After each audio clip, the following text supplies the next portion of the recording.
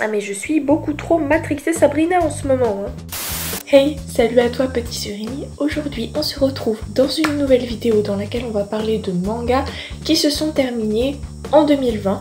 Du coup j'ai pu lire les fins de saga et je vais te donner mon avis si au final, eh bien la saga a eu une très bonne fin. Si au début elle m'avait hypé et qu'au final j'ai été déçue, ou si au contraire au début j'étais un petit peu mitigée et qu'au final ça s'est révélé être une très bonne découverte.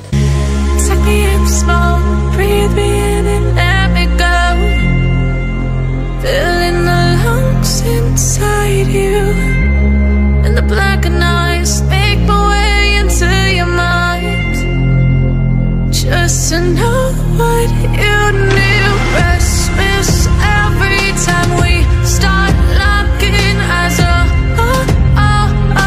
Lost control.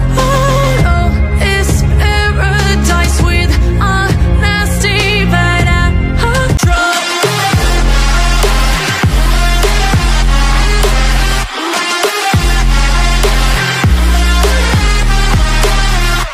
Avec A Trail, je sais pas si ça se dit A Trail ou A Trail, mais moi je dis A Trail, je trouve ça beaucoup plus stylé. Il est en 6 tomes et publié chez Doki Doki pour 7,50 €. Pour te dire qu'on n'est pas du tout sur du code Geass, malgré le fait que les deux œuvres ont le même auteur. Iori c'est un lycéen en apparence tout à fait normal, tout à fait banal. Il va avec sa pote en cours, sa maman elle l'aime, il a des bonnes notes, il a plein de potes. Et sa vie va basculer du jour au lendemain quand t'as des extraterrestres qui vont arriver sur Terre et qui vont s'intéresser à lui, et donc en fait tous ses potes vont lui tourner le dos et il va découvrir que tout ce qu'il a vécu jusqu'ici n'était que pure foutaise, une façade, c'était pas réel, c'était du fake. Donc en fait ce manga là c'était une sorte de Gleipnir, Isolator, mais avec un côté science-fiction plus. Le héros en fait c'est juste un mec banal qui veut une ville tranquille, mais voilà en fait ça va pas se passer comme prévu. Par contre franchement je comprends pas pourquoi à chaque fois les mecs de shonen, soit ils ont un daron ça va pas avec eux, soit en fait ils sont banals, tranquilles et qu'on vient les emmerder. Bon après je sais qu'il y aurait pas de manga si c'était pas le cas, mais voilà quoi. On a Root End qui s'est achevé avec le 8e tome, donc j'avais déjà fait plusieurs posts sur Instagram à ce sujet là. Mais voilà, honnêtement je ne reste pas du tout sur ma fin, donc on apprend qui est End, mais c'est plus compliqué que ça, hein. Voilà, donc c'était le fameux tueur en série que personne n'arrivait à coincer, qui avait toujours de très bonnes mises en scène de ses meurtres et tout, mais on apprend que, voilà, peut-être que c'était pas forcément lui le véritable, voilà. Je vais pas trop vous spoiler parce que le but c'est vraiment de lire cette œuvre. J'aime beaucoup la noirceur qui se dégage de ce manga parce que vraiment tous les personnages que l'on croise ils sont cabossés par la vie, ils sont brisés par quelque chose, enfin ils ont un background, même les plus secondaires on va dire. Et voilà, j'ai adoré l'enquête, elle était assez palpitante, même s'il y avait quelques longueurs entre les tomes 5 et 6 vite fait. À chaque tome on a des nouvelles révélations et on aborde un nouveau prisme, du coup j'ai adoré. Elle est quand même assez originale la fin parce qu'on était sur un thriller, puis il y a quand même une explication assez fantastique qui nous est donnée à cette histoire qui est glauque et malsaine, donc vraiment elle n'est pas non plus à mettre entre les mains de tout le monde. Vraiment il y avait beaucoup de rebondissements et même si à un moment on nous avait donné plein d'indices, je crois qu'au tome 6 déjà on savait qui était End, ou END ou IND, je ne sais pas comment on dit. On voit que l'auteur dès le tome 1, le premier mot, la première ligne, il avait tout imaginé, tout bien peaufiné, il savait où est-ce qu'il allait aller. Je dirais même que l'apothéose de Root End c'était son dernier tome. Ensuite il y avait Marie Grève que je vous avais présenté dans mon avant-dernier haul sur la chaîne qui est fini en 5 tomes chez Kana et chaque tome coûte 6,85 €. Donc c'est tout simplement Sawyer qui part ressusciter sa femme Rosalie. En fait pour vous la faire courte, il s'était marié, il y a eu une attaque de village, il est mort, elle a fait un voyage où elle a trouvé des ingrédients pour le ressusciter, mais en le ressuscitant elle était vieille, donc elle a fini par mourir et lui il vient à peine de redébarquer, il n'a pas vécu sa vie avec sa femme, enfin il veut la retrouver et va faire tout un voyage, plein de péripéties pour trouver plein d'ingrédients. C'est très compliqué comme histoire, mais qu'est-ce que cette histoire est géniale. C'est court et d'ailleurs on sent que à la fin le manga devait durer plus longtemps mais que ça a été prématurément stoppé. D'ailleurs je ne comprends pas pourquoi parce que l'histoire est vraiment trop bien, enfin il y a des trucs qui sont bien mais sans plus qui te les font durer 100 ans et les trucs trop cool ils te les coupent, genre comme Black Torch, tome 5, fini. Je ne comprends pas pourquoi, moi je trouvais ça trop bien. Et j'aime beaucoup la relation entre Sawyer et Rosalie. Finalement t'as l'impression que Sawyer c'est le héros de l'histoire, mais c'est pas que lui, il y a aussi Rosalie, enfin il y a aussi une grande place qui est donnée aux autres persos. Ma seule grosse déception je pense que ce serait que la fin, voilà, elle était bien, mais elle était un peu ouverte et un peu... Voilà, elle se finissait rapidou, genre parce qu'on sait que le gars il devait finir son manga, mais en même temps elle est bien.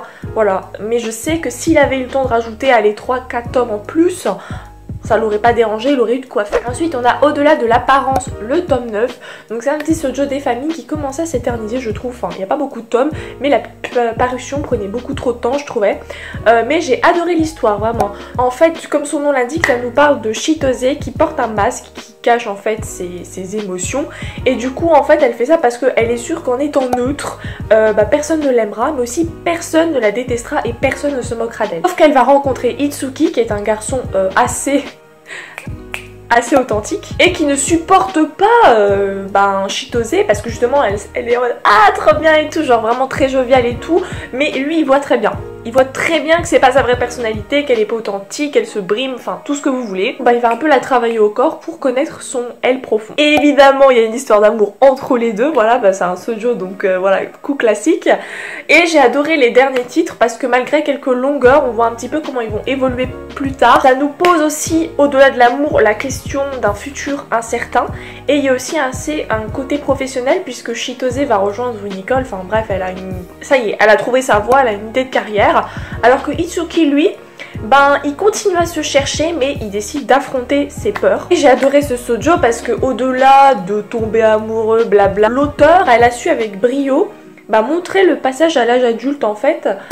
Parce qu'on voit vraiment en fait qu'elle était pas bien dans sa peau, qu'elle se cherchait, mais après qu'elle a trouvé sa voie, qu'elle va aider l'autre à évoluer et que lui il se cherche encore mais qu'il est toujours là pour elle, enfin des choses comme ça. C'est vraiment bien fait, c'était vraiment que du bonheur en 9 tomes, c'est vraiment une petite saga qui fera passer un bon moment. Peach Black 10 c'est un shonen en 3 tomes publié chez Pika pour 7,20 €, donc là il y aura beaucoup de shonen seinen cette année, mais 2021 je vais relire beaucoup plus de yaoi et beaucoup plus de shoujo, du coup je pense que vous aurez beaucoup plus d'avis sur ça et de josei, des trucs très adultes, mais vous aurez des nouvelles très bientôt de ce que j'ai ici. Donc ça a été écrit par l'auteur des nouvelles aventures de Happy. Oui, les nouvelles aventures de Happy. Oui, oui, bien sûr. Ah mais je suis beaucoup trop matrixée Sabrina. Nous, on est au 21e siècle, on sait très bien que les Lumières se sont battues pour un vent nouveau, un courant où le dogme ne régirait plus la vie de tout à chacun. D'ailleurs, encore aujourd'hui, les mœurs ne cessent d'évoluer, même si parfois je me demande si on fait pas des triples saltos en arrière. En même temps, se posent des questions de plus en plus existentielles, telles que le bonheur. Ah oui, surtout en période de confinement ou de coco. Avec Peach Black 10, on évolue dans un monde où le dogme de Luna, oui, je suis adulée, je vous remercie, cherche à imposer le bonheur à tous. Et évidemment, le bonheur absolu, il se trouve où? Sur Netflix. Countries that end in 2 consonants. Paris. Paris.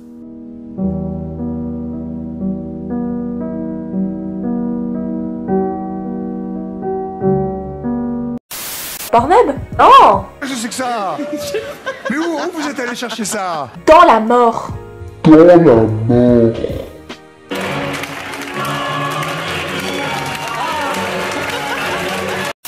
Momo est une jeune institutrice d'un petit village. Elle va rencontrer un garçon qui est tombé du ciel et qui se rappelle plus qui il est, donc elle va le renommer Ten. Et en fait elle ne sait pas que ce gars là il est genre ultra cheaté, il y a une faux destructrice et tout, et qui va leur être très utile quand en fait les prêtres, enfin les religieux qui dirigent en fait un peu leur monde, la secte du dogme de Luna, vont débarquer pour prendre des gens et les offrir en sacrifice parce que en fait du coup pour trouver le bonheur ils tuent des gens. Voilà, la mort se trouve dans le bonheur.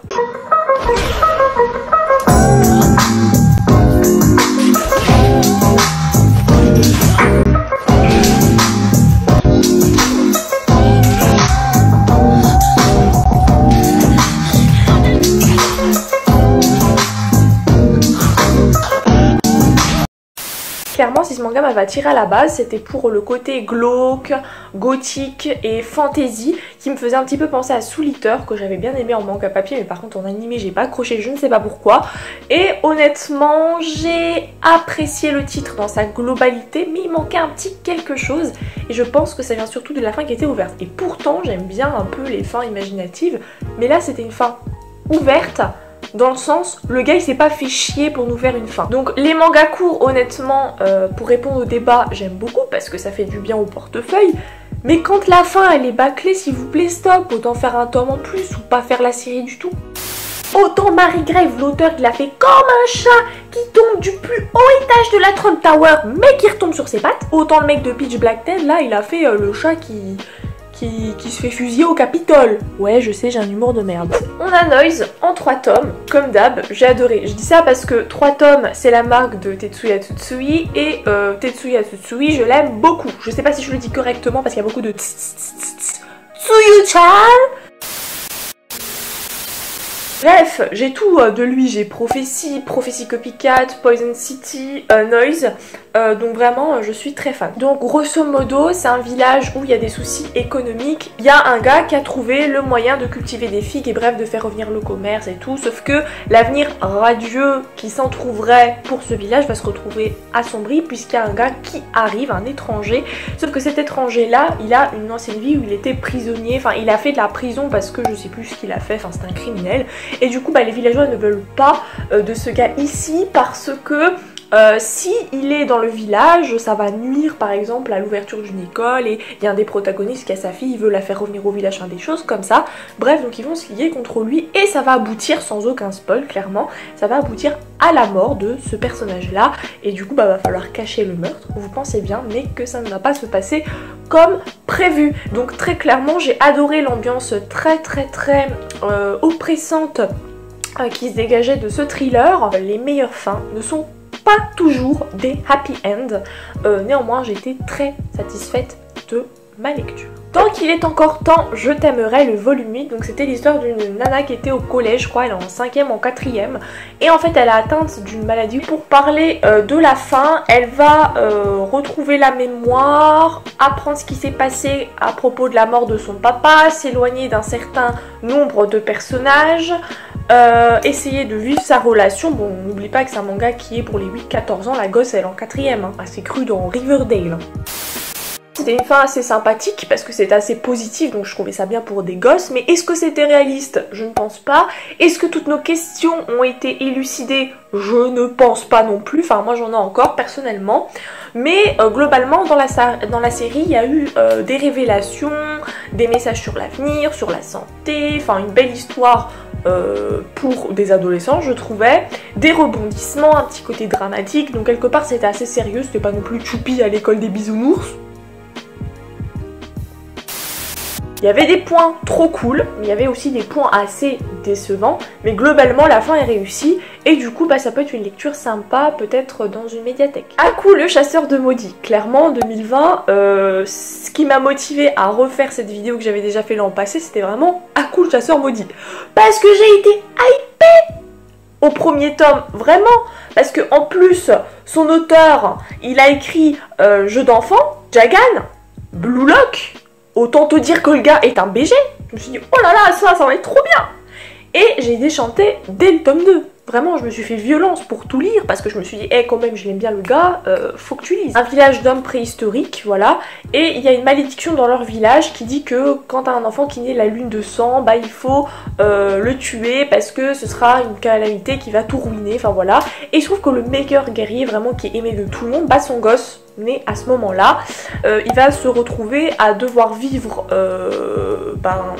par lui-même quelque part parce qu'il va être rejeté de sa tribu, combien même son père a fait des choses pour qu'il puisse ne plus être considéré comme un enfant de mauvais augure, bah, ça va pas forcément servir. Clairement déjà au deuxième tome on avait des noms, mais des noms de tribus tellement loufoques que même moi j'aurais pas imaginé ça. Genre clairement t'as la tribu des Amazones, la meuf elle s'appelle Il y a du monde au balcon. Il y a du monde au balcon. Et la tribu, c'est la tribu Luxure. Non mais franchement là, mais je sais que j'ai un humour pourri, mais faut pas abuser. Attendez, il y en avait un autre, c'était quoi? C'était les... Ah, les faux prophètes. Les religieux, mais en mode éco plus, on sait tous que c'est des mythos. L'arnaque. L'arnaque. Et c'est que 2 exemples parce que je vais pas vous en citer 500 000. Et voilà qu'après ça parle dans un délire de rap et je ne sais plus quoi. Enfin, on était dans la préhistoire, hein.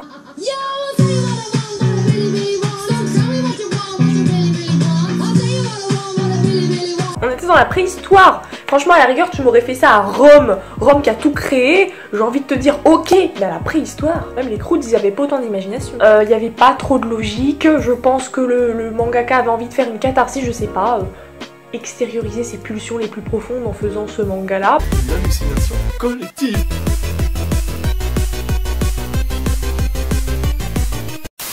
Parce que c'est vrai qu'il a fait que des bonnes œuvres, donc là il s'est dit hey, pourquoi pas faire toutes mes idées que je n'ai pas pu caser dans un manga et je ne sais pas trop où je vais, mais c'est pas grave. Voilà, donc vraiment j'ai ri, mais c'était vraiment un humour de merde, vraiment un humour lourd. Et je me suis paumée. Stay Away, le tome 2, donc du coup j'avais gagné le tome 1 en concours sur Instagram, je l'avais lu, j'avais adoré. Et ma soeur pour mon année m'avait offert le tome 2, donc c'est une duologie, c'était assez court à lire. Grosso modo, c'est juste une fille qui sortait avec un gars qui n'est pas pressé par tout le monde parce qu'en fait il a un grand cœur mais c'est une grosse gueule. Un jour, elle a un accident mais il la sauve de justesse et c'est lui qui meurt. Et là apparaît un Gugus qui lui dit je peux remonter le temps, faire qu'il soit toujours en vie, que cet accident n'arrive jamais, mais en échange tu ne devras jamais sortir avec lui. Voilà, donc en fait elle doit s'éloigner de lui, d'où le titre Stay Away, enfin chacun reste de son côté. Sauf que vous pensez bien que y a des quiproquos qui font qu'elle va être en contact avec lui. Honnêtement j'avais peur qu'en 2 tomes ce soit court, que vraiment on n'ait pas le temps de tout traiter et clairement j'ai été conquise. Voilà, l'auteur a su en 2 tomes nous faire une très bonne fin, une très belle histoire. Elle s'est pas empêtrée dans des schémas gnangnan. Le final ne déçoit pas, l'histoire est très développée, même le 3e perso, enfin la 3e roue du carrosse qui arrive, en fait elle ne crée pas d'histoire, elle va plutôt même faire avancer l'intrigue. Dans la même lignée, il y avait Second Summer, Never See You Again. Ça parle tout simplement d'un gars qui est avec sa copine, enfin sa pote, et qui participe au festival de musique du lycée ou je sais pas quoi, puis sa pote elle meurt parce que du coup elle a une maladie, genre comme dans J'ai mangé ton pancréas ou un truc comme ça. Et du coup, il a l'occasion de revivre un été avec elle, où il va refaire cette histoire de musique et tout. Et en fait de ne pas lui avouer qu'il est amoureux d'elle, parce que apparemment c'est ça qui aurait changé le comportement de la fille, enfin il aurait jamais dû lui dire. Tome 1 j'avais adoré, mais alors le tome 2, apothéose, j'ai été émue clairement.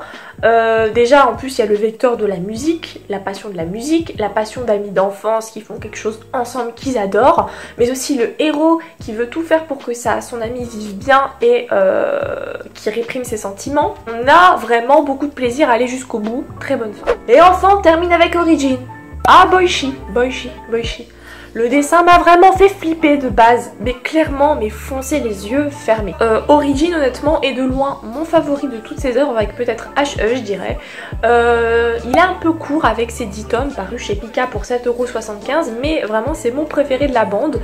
Donc on est en 2048, donc franchement, le monde est connecté. Chaque continent, l'Europe, l'Asie, enfin, ils sont connectés entre eux par un chemin de fer. Sauf que Tokyo, capitale du Japon donc, est gangrénée par des criminels et des terroristes. Et en fait, il y a une présence qui attaque des habitants. Le seul rempart entre ces pauvres habitants qui n'ont pas de quoi se défendre et ces trucs bizarres là qui les attaquent, pour pas trop spoil, parce que vraiment le but c'est que vous alliez la lire, c'est...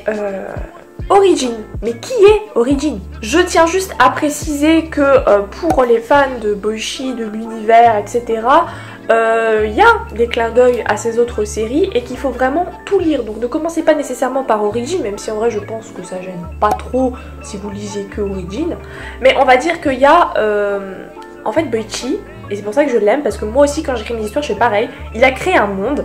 Et dans ce monde-là, il y a différentes histoires, genre H, Origin, etc. Elles se passent pas forcément à la même époque, mais c'est le même univers, et du coup c'est interconnecté entre eux en fait. Et c'est ça que j'adore, c'est qu'il y a un univers, il y a une saga, ça a été bien pensé, c'est pas un truc et voilà que je te crée une suite et on sait pas, il n'y a pas de lien. Voilà, moi j'adore quand il y a des liens, des références, et du coup c'était mais vraiment un pur régal. Il y a beaucoup de Ichi, un peu d'humour et ça permet tout de même de contrebalancer avec le pitch général de la série qui est quand même assez scientifique. La femme insatisfaite, on a une superbe réflexion sur la place des robots, le futur, voilà, c'est un petit peu philosophique, donc même si je suis nulle en philo, j'ai kiffé. En tout cas, si tu veux te lancer, n'hésite pas parce qu'en plus en ce moment, Pika lance son opération tome à acheter, tome 2 offert et Origin est concernée. Voilà, moi je m'arrête là, il y a plusieurs œuvres que je suis, mais soit j'ai pas fini de les lire, soit je ne possède pas encore les titres, donc je ne vais pas non plus vous sortir un avis d'un chapeau magique. Hein. J'ai néanmoins pu feuilleter la fin de Our Little Secret et de la destinée de Yuki, j'en suis totalement satisfaite. On a également eu un clap de fin pour la courtisane d'Edo et pour Real Girl, qui a d'ailleurs un animé, mais je t'en parlerai dans une vidéo dédiée. Voilà, la vidéo est à présent terminée, j'espère qu'elle t'aura plu. N'hésite pas à me partager tes dernières lectures du moment.